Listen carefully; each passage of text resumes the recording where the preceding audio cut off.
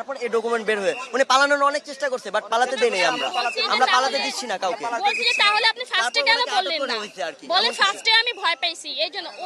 ওনার driver লাইসেন্সও নাই। উনি মানে কি, উনি কি পরিমাণে যে তাড়াহুড়া করতেছিল এটা হচ্ছে বলার বাইরে।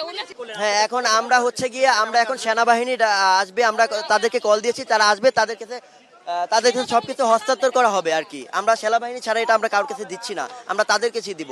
আমরা এখন তাদের জন্য এখন অপেক্ষা করছি, তারা আসবে, তাদের কাছে এটা আমরা হস্তান্তর করবো আর কি। তারপর আল্লাহ এটা যা করা তারা করবে। এটা রাষ্ট্রীয় সম্পদ, এটা যার তার কাছে দেওয়া যাবে না। এটা হচ্ছে রাষ্ট্রের সম্পদ, সেনাবাহিনী আসবে, আমরা সেনাবাহিনীর হাতে এটা তুলে দিব, তারপর হচ্ছে এইখানে আমরা ছেড়ে দিব। ওনারা যা করবে তাই, কারণ এটা হচ্ছে আমাদের সবার সম্পদ। এটা কারো একা না, আমার সম্পদ, আপনাদের সবার সম্পদ, এটা জনগণের সম্পদ। আপনারা টাকাটা নিয়ে আসলে কি ধরনের সন্দেহ পোষণ আসলে টাকাটা তো নাই ব্যাংকে। যেই দিন দেওয়া হয়েছে 30 তারিখ মেবি ছিল না নাকি, 30 তারিখের দিন মনে হয়, মানে ওই দিনই টাকাটা দেওয়া হয়েছে, আবার হচ্ছে ওই দিনই টাকাটা উঠার